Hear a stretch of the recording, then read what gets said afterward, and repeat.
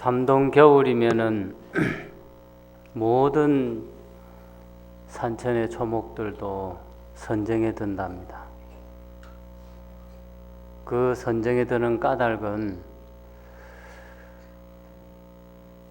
다시 새로운 봄이 오면 싹을 틔워서 자신의 향기를 뿜어내기 위해서 그 기다림의 정기를 쌓기 위한 그런 이유에서 선정에 들어간다고 합니다.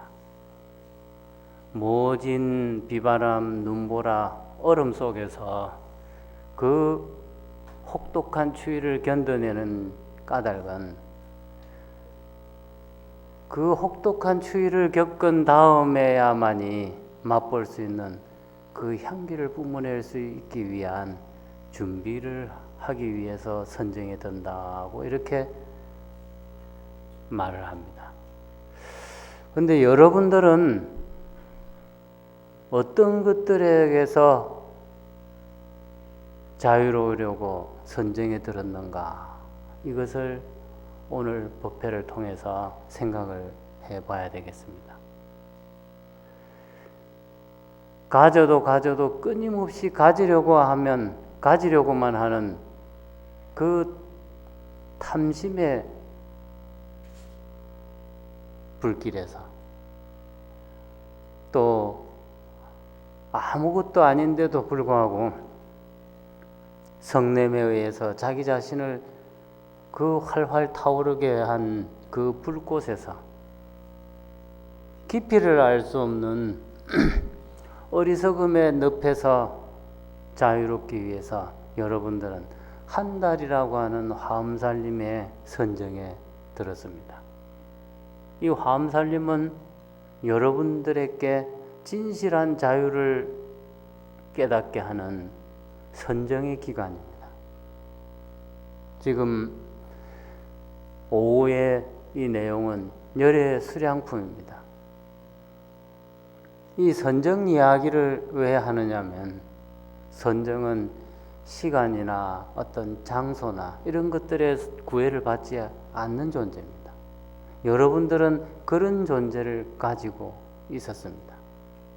오전에 공덕을 쌓는 그 공덕이 보살도를 통해서 쌓는 그 공덕이 그 수량이 얼마만큼이나 될까? 이거에 대해서 이야기를 했습니다. 그러면 이 열의 수량품은 그 공덕을 쌓는 부처들이 여러분들은 비로자나라는 그 밝은 성품을 가지고 있다 그랬습니다. 그 공덕을 쌓은 비로자나들이 과연 얼마만큼 오랫동안 살아갈까? 이런 내용이 여기 담겼습니다. 말 그대로 열애의 수명이다 하는 뜻입니다. 열애의 수명은 얼마나 될까? 여러분들의 비로자나의 성품은 과연 몇 살이나 살까 이 말이죠. 그래서 이 경에서 10개의 세계를 이야기를 하고 있습니다. 사바세계로부터 현승열애, 성년화 세계, 현성부처님 계신 세계까지 13개를 듭니다. 근데 이 사바세계로부터 현성열애까지는 엄청난 시간으로 계산을 하면 도저히 우리로서는 헤아릴 수 없는 시간의 개념입니다.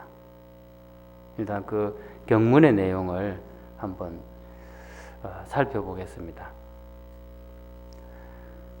그때에 시망보살 마하살이 대중 가운데서 모든 보살들에게 말하였다. 불자여 이 사바세계 서가모니 부처님 세계의 한급이 극락세계 아미타 부처님 세계의 하루낮 하룻밤이니라. 극락세계의 한급은 가사당 세계 금강견 부처님 세계의 하루낮 하룻밤이니라.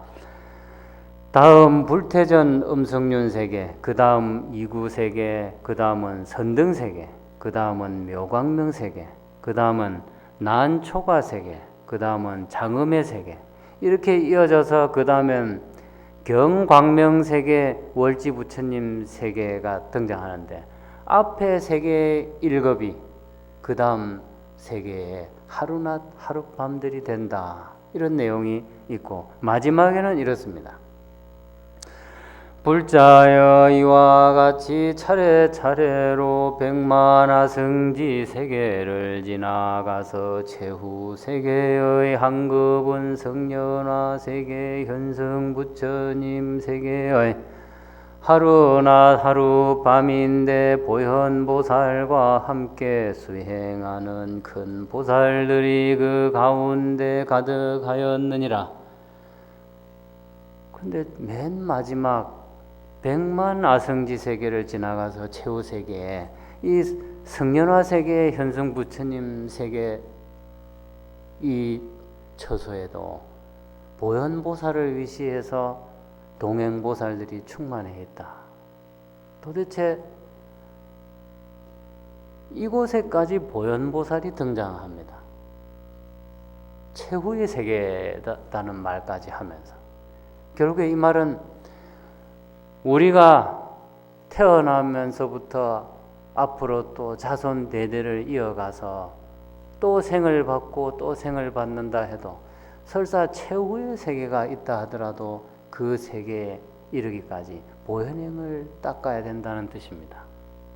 보현행을 닦는 사람은 이 보현행의 공덕에 의해서 그 공덕을 수명으로 삼는다는 거죠. 공덕을 수명으로 삼는 보살은 그 목숨이 다하지 않는다. 결국에 일겁이라고 하는 것은 100년이라고 가정을 했을 때 그 100년의 시간이, 우리 사바세계의 100년의 시간이 극락세계에는 하루낮 하룻밤이라 합니다. 도대체 그 공덕의 깊이가 얼마이고 그 쌓아진 공덕이 얼마나 환희롭기에 도대체 100년이라고 하는 그 1급이라고 하는 시간이 하루낮 하룻밤밖에 되지 않느냐. 충분히 이 세상에 사시면서도 지금까지 오시면서 얼마든지 그 기쁜 순간이 얼마나 짧은 시간인지, 즐거운 시간이나 또 좋아하는 어떤 무언가를 이렇게 가지거나 그것을 즐기고 있을 때 시간이 얼마나 빨리 가는지는 아마 경험해 봤을 겁니다. 그것처럼 사바세계의 100년이 극락세계의 하룻밤 하루낮이랍니다. 근데 극락세계의 하루낮 하룻밤이 그 다음 가사당 세계의 부처님 처소에 가면 역시 극락세계의 100년이 가사당 세계의 하룻밤 하루낮이랍니다. 도대체 이 공덕의 기쁨이 얼마만큼 되기에 이른가? 누군가에게 이 공덕을 권장해서 그 공덕을 쌓으라고 이렇게 권하는 그 마음, 그것은 어마어마한 수명을 연장하는 명약이 된다는 거죠. 이 세상에 누군가가 우리에게 다가와서 죽지 않는 명약을 찾습니다 하면 공덕약을 드시라고 권하면 됩니다. 이 공덕약은 불사의 명약이 됩니다. 이 비로자나라고 하는 이 화엄법회, 비로자나라고 하는 이 이름을 들먹거리는 이유는 지혜와 자비의 덩어리인 이 비로자나를 깨우고 내 안에 있는 비로자나 그것을 깨우고 또 깨어나야 할 다른 비로자나들을 깨어나라고 권하는 그 공덕, 그 한 번에 권하는 그 공덕만으로도 무량한 목숨을 얻는다, 이런 의미가 됩니다. 한 사람에게 깨어나라고 왜 당신의 비로자나를 깨우지 않느냐고 이렇게 권장을 한 그 공덕만으로도 무량한 수명을 얻는데 100사람, 1000사람, 억만 사람에게 그 비로자나에서 깨어나라고 잠든 비로자나를 깨우라고 권한 그 사람의 그 수명은 얼마나 되겠습니까? 그래서 청정법신 비로자나불, 지금 한 달 동안 비로자나불을 몇 번을 불렀는지 모릅니다. 대방광불, 하엄경은 또 몇 번을 불렀고, 그래서 그 비로자나를 깨워야 됩니다. 옛날 선사분의 한 분의 글을 인용해서 조금 그것을 바꾸어서 부르자면 이렇습니다. 호호호 인묘라,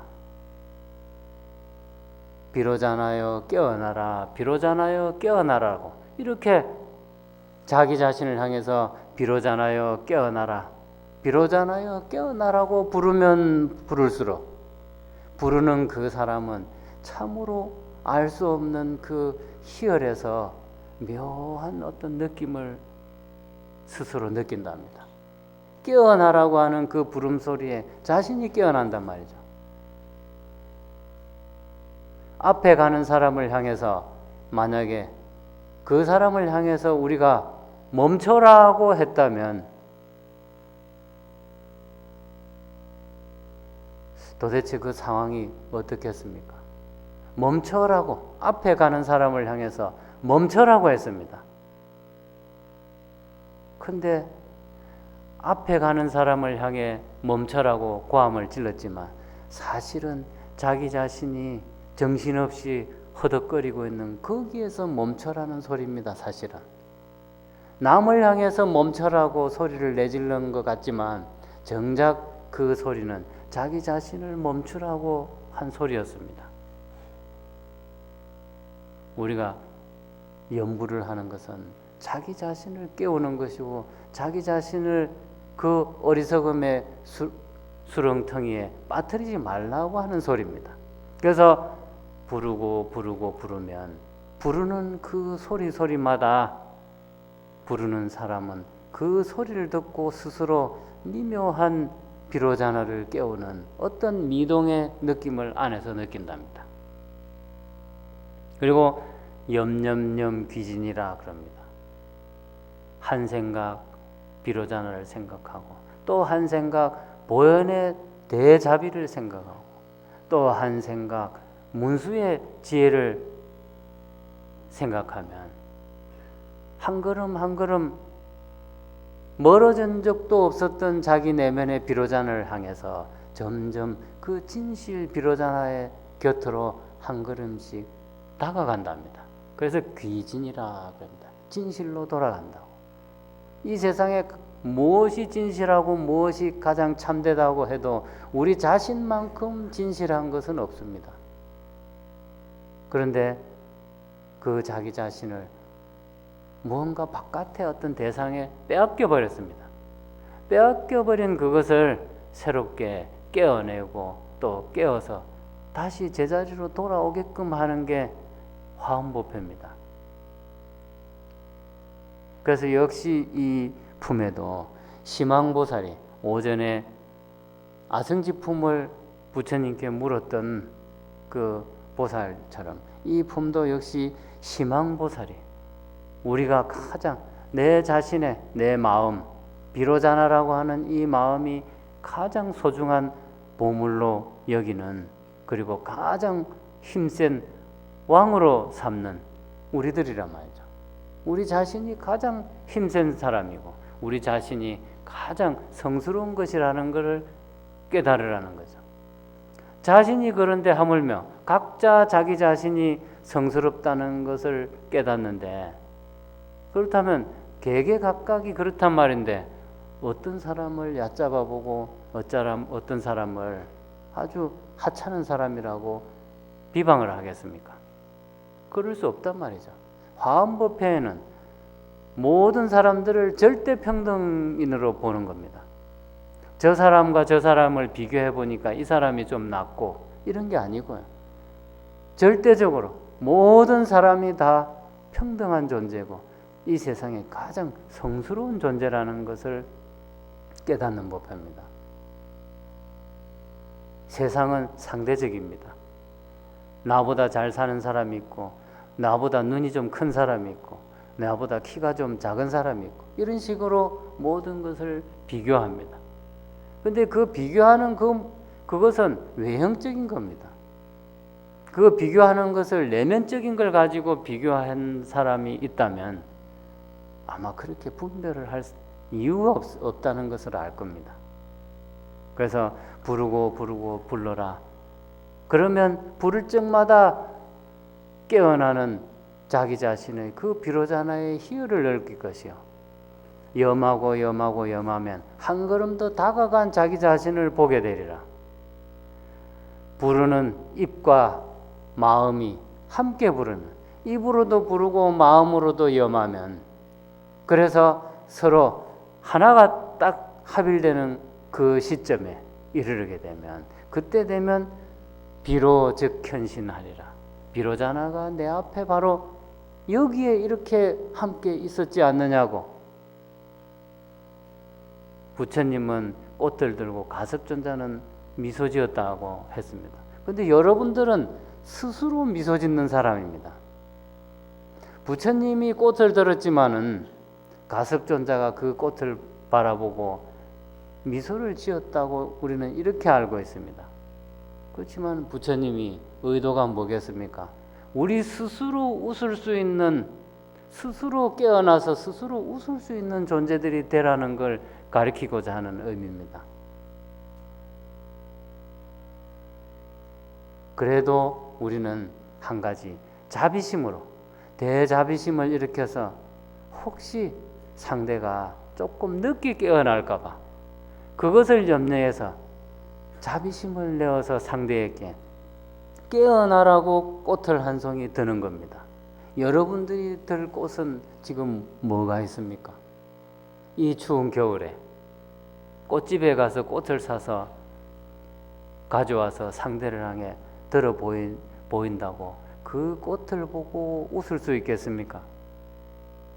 우리는 나를 부르는 그 한 소리를 스스로에게 들려주고 그 소리를 듣고 깨어난 내가, 우리 스스로의 얼굴이 한 송이 꽃이 되어서 상대의 비로자나를 깨어나게끔 하는 그 환희의 꽃을 상대한테 보여주라는 거죠. 그 꽃을 우리는 보여주면 그 공덕이 무량무변하겠죠. 그 꽃을 보고 나도 저 꽃을 반드시 피워야지, 이 마음을 상대가 냈습니다. 그렇게 한 그 공덕으로 이 사람은 무량한 수명을 살게 된다. 일겁이 100년이 하루낮 하룻밤이 지나가는 것처럼 그런 시간을 무수한 세월을 산다는 거죠. 그래서 이 품에 또 최후세계에 이 보현보살이 등장하는 것처럼 이 품은 굉장히 우리에게 한 생각의 중요함이 어떤 것이라는 것을 일깨우게 합니다. 보현의 한 행, 보현의 대자대비의 그 한 행이 상대에게 보여짐으로 인해서 자기 자신이 잠들어 있던 그거에서 깨어나게 되므로 그 상대를 향해서 얼마나 감사하겠습니까? 나를 이렇게 깨어나게 해줘서 이 감사함은 무엇으로 표현을 할 길이 없습니다 라고 하는 그 언사를 우리에게 들려줬을 때 그 기쁨은 얼마나 크겠습니까? 여러분들은 분명 지금 사바세계에 계십니다. 저 최후의 세계, 성년화 세계까지 가지 않아도 됩니다. 여러분은 이미 보현의 행을 실천하고 또 그걸 끊임없이 배워서 다른 사람에게 그 보현의 행을 권하겠다는 발언을 했기 때문에 화엄법회에 동참을 하셨습니다. 최후 세계, 성년화 세계에 보현보살이 계시는 것처럼 이 사바세계에 보현보살이 있습니다. 그리고 여러분들은 보현보살의 행을 또 이어서 끊임없이 닦고 권하려는 마음을 내었기 때문에 이 화엄법회에 동참하셨습니다. 그러니까 이 사바세계는 최후의 세계인 성년화 세계입니다. 그 성년화 세계가 이 사바세계 여러분들이 사시는 이곳으로 지금 옮겨졌습니다. 그만큼 한 가지의 보현행 그리고 문수의 지혜의 마음 그것을 합치면 비로자나입니다. 보현의 행과 문수의 지혜를 합친 깨어난 눈 그것이 비로자나입니다. 여러분들은 지금 사바세계라고 하는 이름만 사바세계고 실질적인 그 안의 내용은 성년화 세계입니다. 그 세계에 이미 도달했습니다.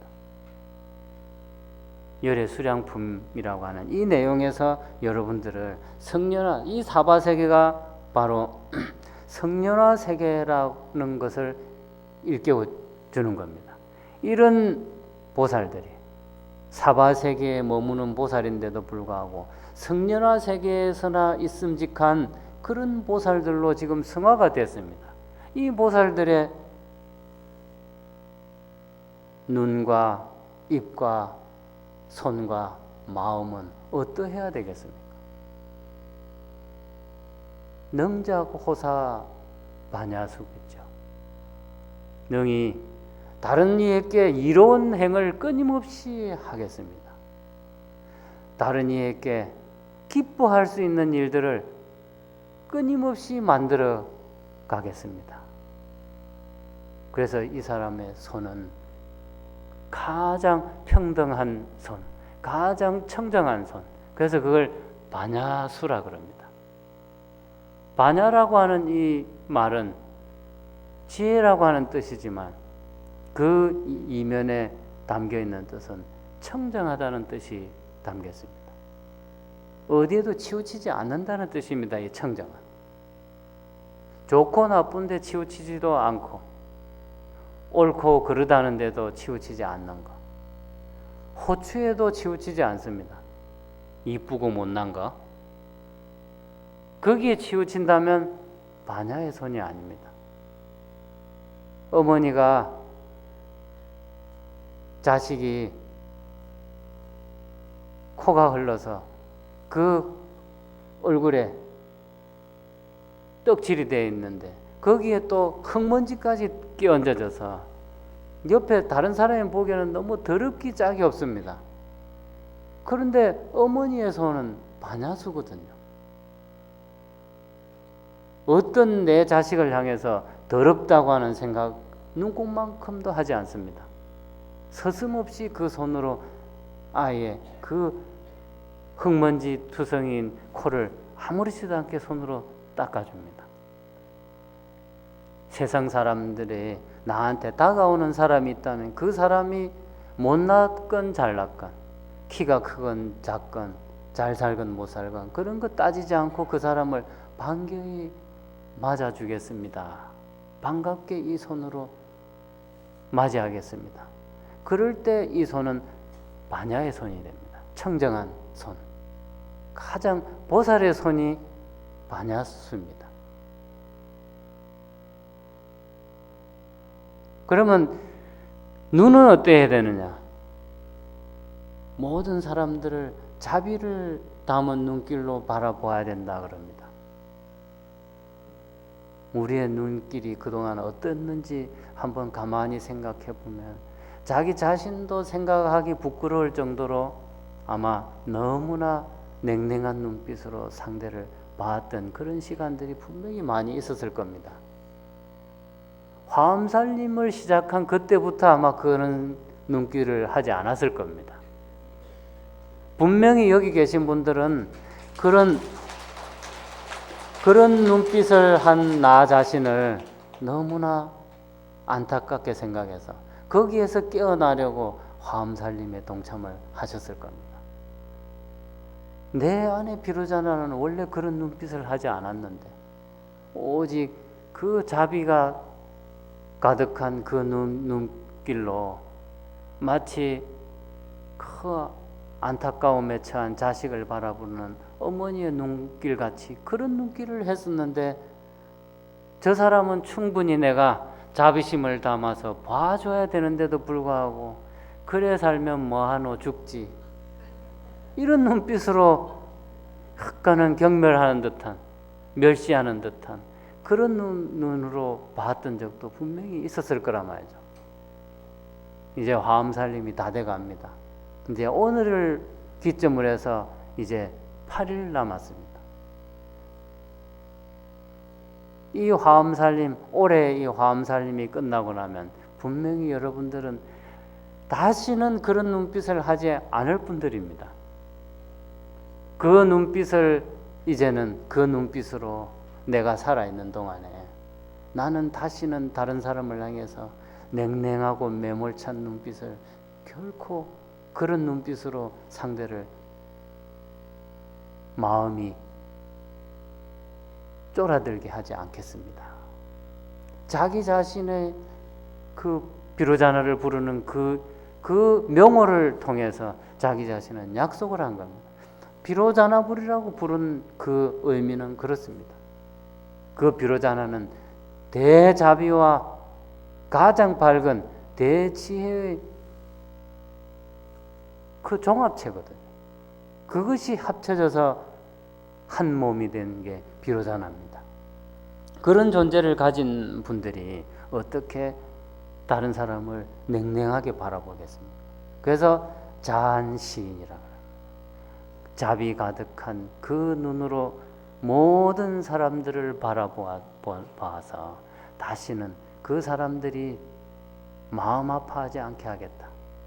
그래서 반야안이라 그럽니다.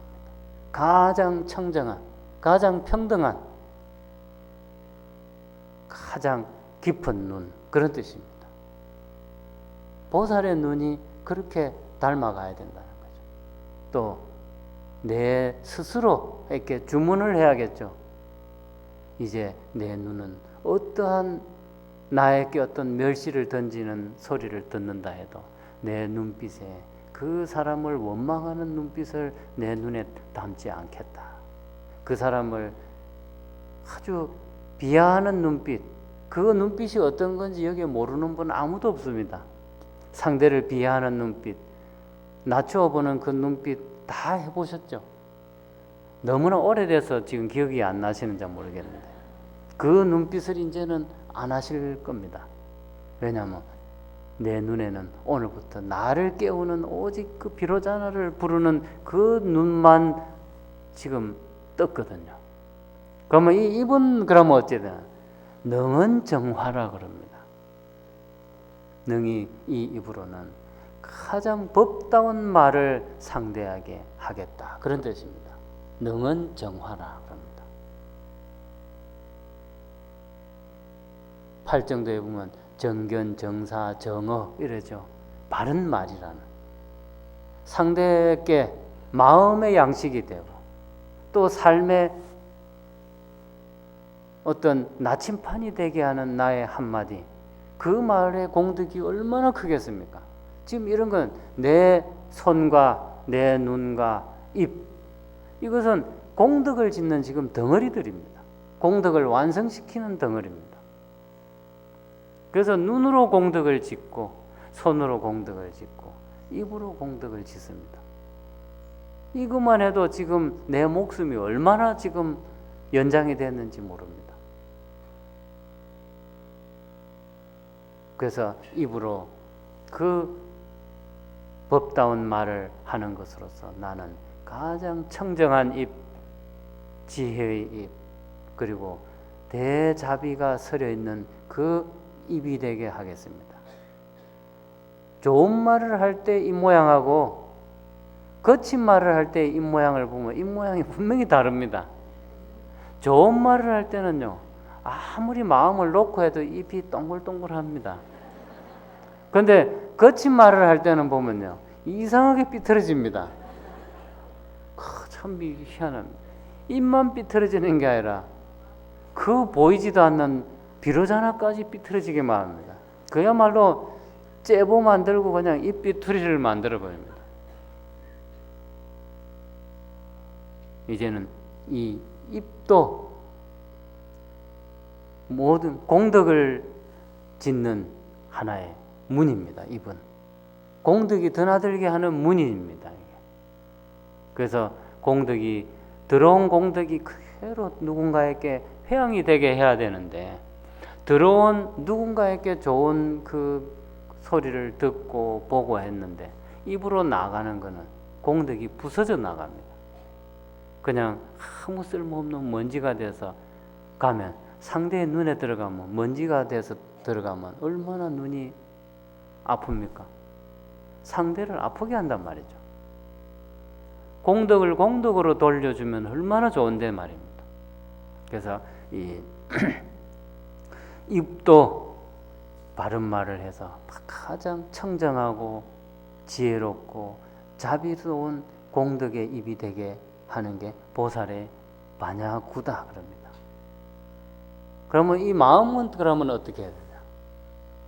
한 사람이 다가오면 그 한 사람을 마음을 다해서 받아들이라는 거죠. 포용군생이라 그럽니다. 이 마음으로 한 사람이 다가왔을 때 그 한 사람을 마음속으로 받아들이지 못하면 그 다음 것은 말할 것도 없습니다.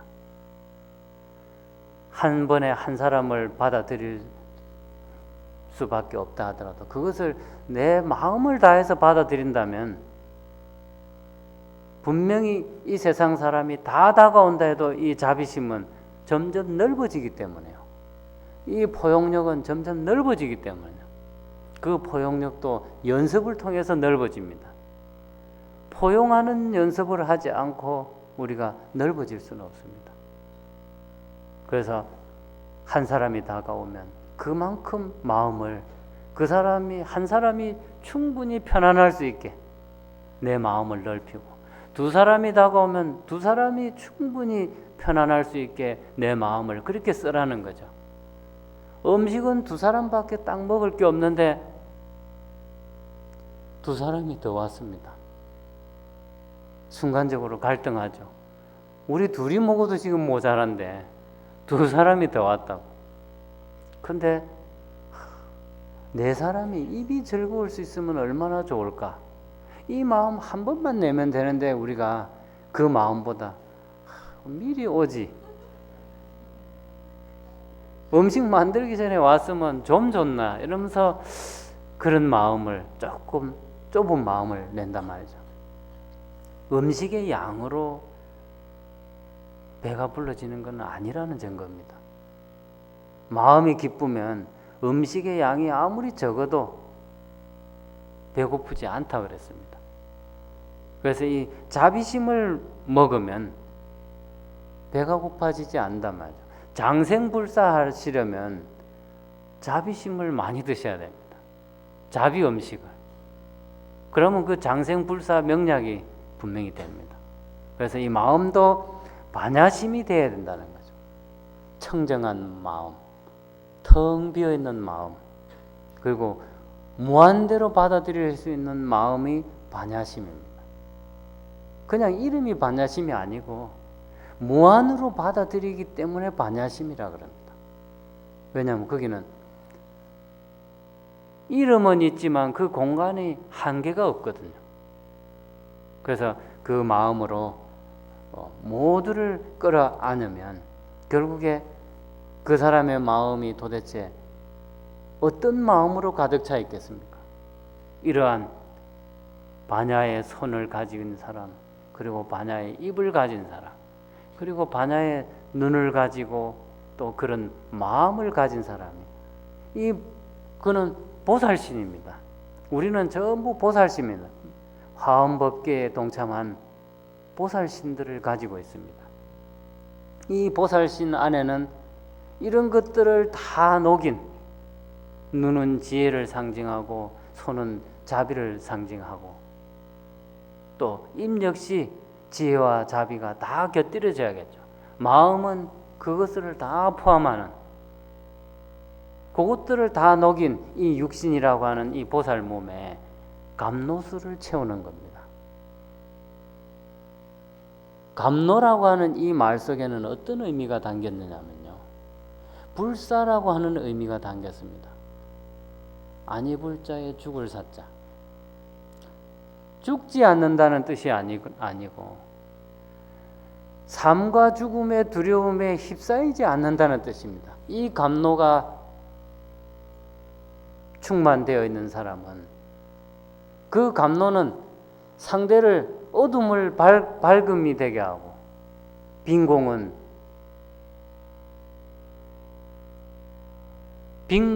그 자체가 순간적으로 이 감노의 한 방울에 의해서 가장 부귀함으로 바뀌게 되고, 두려움은 안락함으로 바뀌게 하는 게 이 감노의 의미에 담겼습니다.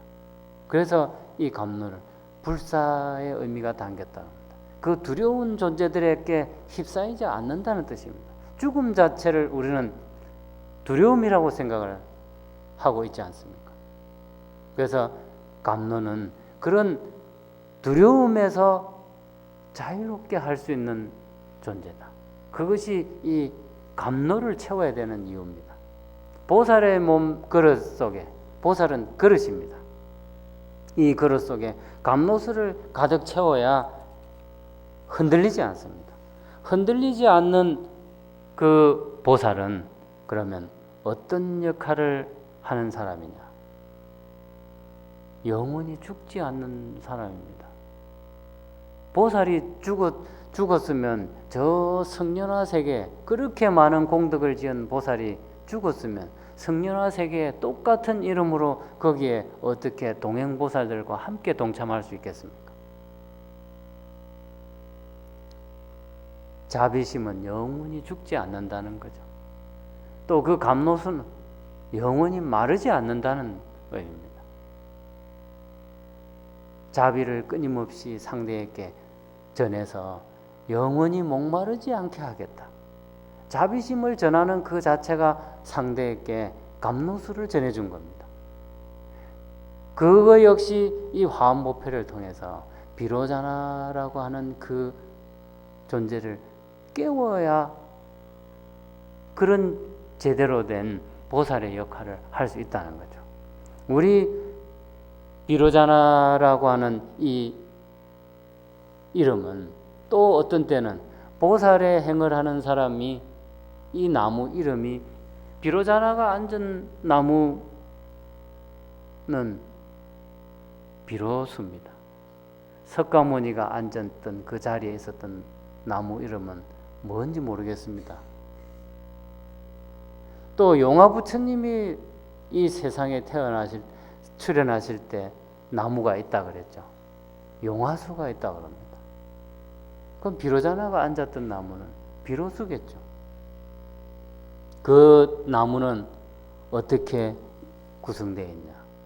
무지무엽수입니다. 그 나무는요, 가지가 돋는 법도 없고 잎이 돋는 법도 없습니다. 가지가 돋고 잎이 돋지 않단 말은 자라고 시들고 하는 것이 없는 것이니까 영원히 시들지 않는 나무라는 뜻입니다. 우리는 그런 나무 한 그루를 가지고 있습니다. 여러분들은 이 겉에 있는 외형은 젊었을 때가 있고 또 나이가 들면 좀 주름이 좀 졌을 수도 있습니다. 근데 그 안에 들은 이 비로수라고 하는 이 나무는요, 잎이 돋거나 가지가 나거나 그런 법도 없습니다. 십이동기근이라, 이 세상에 시비나 분별이나 희노애락이나 또 온갖 칭찬이나 비난이나 이런 것들에도 조금도 이 우리 안에 있는 이 비로수라고 하는 이 나무는 그 뿌리가 흔들리지 않는다, 그렇게 말합니다. 그 뿌리가 나무의 뿌리가 흔들리면 그 나무는 오래가지 않아서 말라 죽습니다. 그런데 우리는 이 봄, 여름, 가을, 겨울에 이런 지금같이 이런 추운 겨울에 이 추위에도 끄떡없습니다. 이 자비의 뗄나무로 얼마나 지금 그 자비로 이 나무를 잘 에워쌌는지요. 이 나무는 추운 겨울에도 얼어 죽지도 않습니다. 아무리 폭염이 째도 여름에도 더위를 먹지도 않는 그런 희한한 나무입니다. 그런 나무를 지금 이 안에 다 간직하고 있습니다. 남이 뽑아서 갈 수도 없는 나무입니다. 근데 가끔은요, 기분 나쁠 때는 이 나무가 뿌리가 흔들립니다. 자기 자신 스스로만 이 나무를 흔들 수가 있습니다.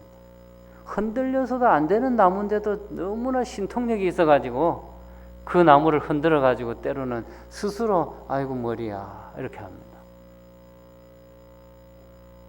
근데 이 나무에는 희지도 않는데도 불구하고 어떤 상황이 되면 하얀 것을 보고 하얀 꽃을 피워냅니다. 또 검지도 않는데도 불구하고 검은 꽃을 피워야 될 상황이 되면 검은 꽃을 또 피웁니다. 우리 얼굴 보세요. 우리 얼굴에는 기쁨, 슬픔, 어떤 때는 우울함, 어떤 때는 고독함, 이런 걸 너무도 그 색깔까지도 조화를 잘 갖춰가지고 얼굴에 그 꽃을 피웁니다. 나는 지금 슬프다. 상대가 딱 보고도 압니다. 나 지금 우울하다. 그 나무는 어떤 비가 오고 바람이 불고 하는데 영향도 받지 않는다 했는데도 너무나 신묘한 꽃입니다. 그런 꽃을 이제는 피우면 안 됩니다. 이제는 오직 비로소에 어떤 꽃을 피워야 되냐면 오직 그 화발엄법계 이 세상을 가장 아름답게 하는 자비의 꽃만 피우는 나무가 되어야 된다는 거죠. 그 열매는 항상 따기만 하면 지혜의 열매고 또 따기만 하면 자비의 꽃송이라. 그게 우리가 간직하고 있는 비로소라고 하는 이 나무가 가진 그 꽃, 나무의 역할입니다. 이 마음을 가진 우리가 어느 때인가 근심을 하게 되면요. 근심을 하는 순간 천하가 개착이라 그랬습니다. 이 세상이 넓은데도 불구하고 근심하는 눈으로 바라보면 이 세상이 그렇게 좁답니다. 갈 곳이 하나도 없다고 이렇게 막 한탄하는 분들이 있죠. 세상은 이래 넓은데도 갈 곳이 하나도 없다고. 그 말은 지금 근심으로 내 마음속이 근심으로 가득 차 있다는 증거입니다. 자신 비로자나가 근심에 휩싸여 가지고 세상은 이래 넓은데도 내가 갈 곳이 하나도 없다. 이렇게 되어서야 되겠습니까?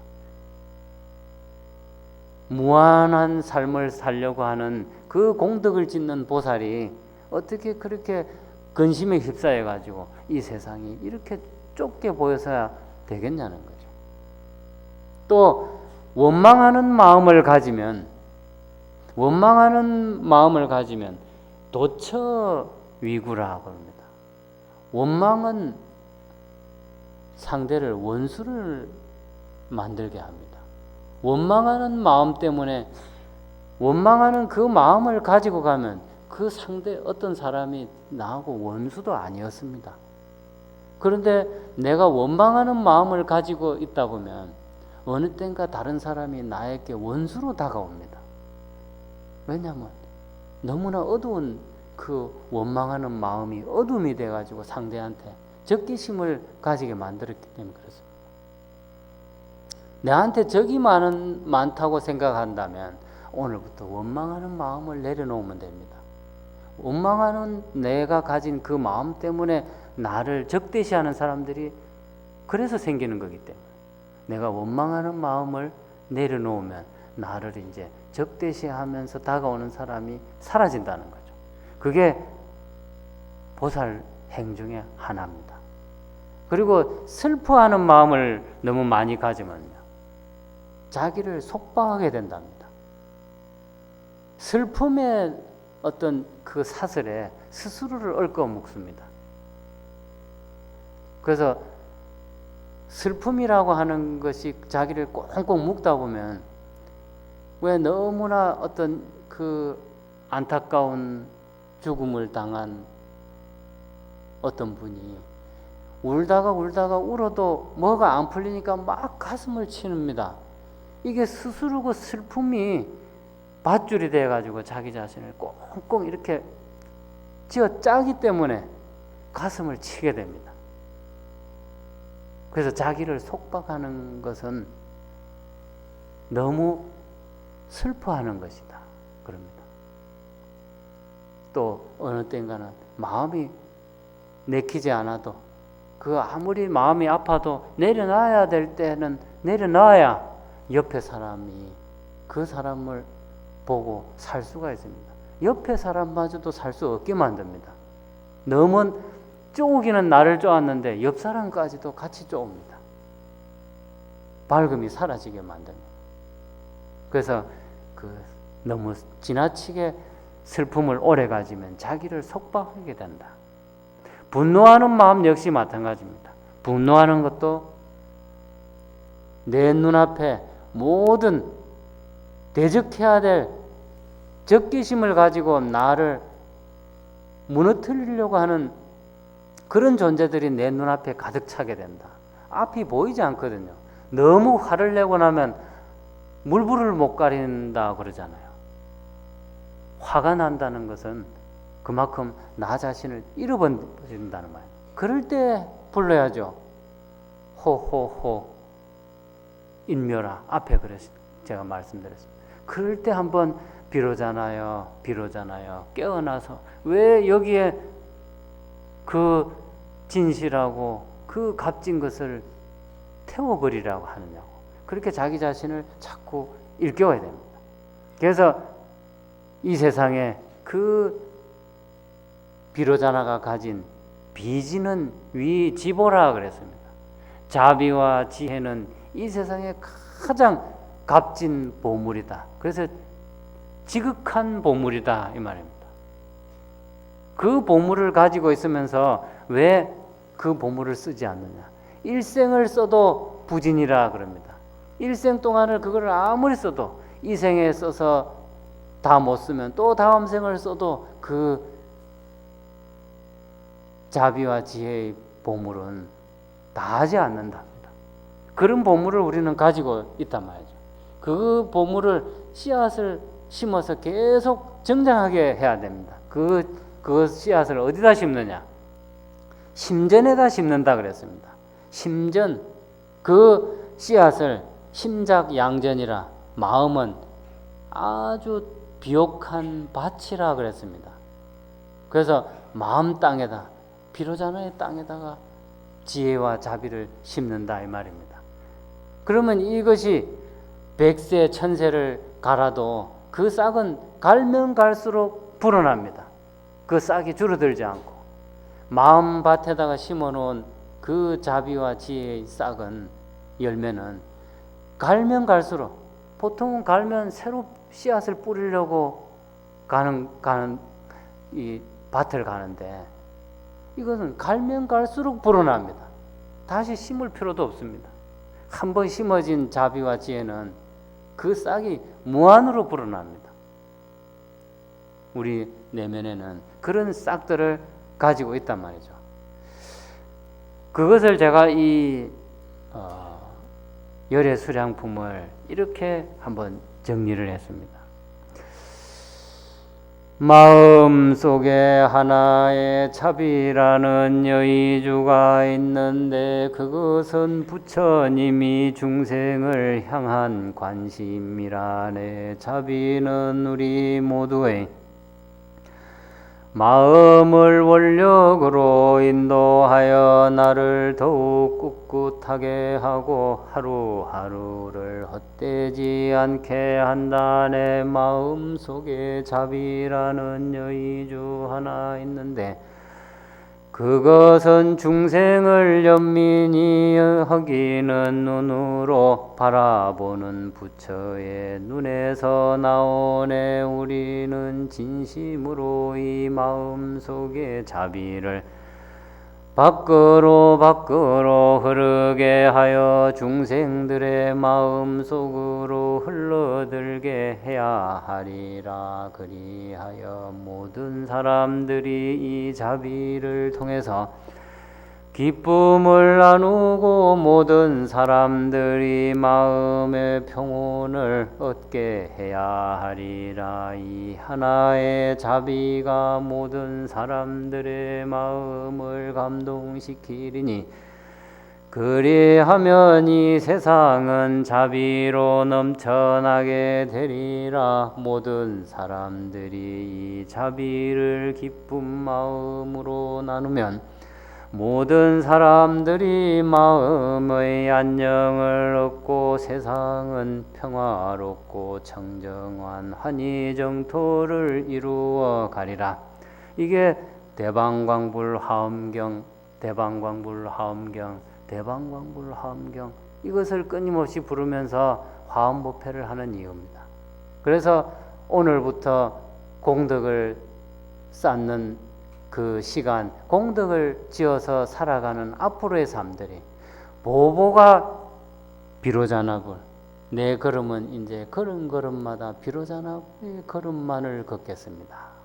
또 염년비로자나불, 모든 매 순간순간마다 오직 비로자나를 깨우고 또 비로자나를 깨우는 것을 서로서로에게 권장하는 그런 삶을 살겠습니다. 그래서 처처 화장세계, 이 세상 우리가 살아가는 이 사바세계가 멀리 갈 것도 없이 최후의 세계에 도달한다고 했죠.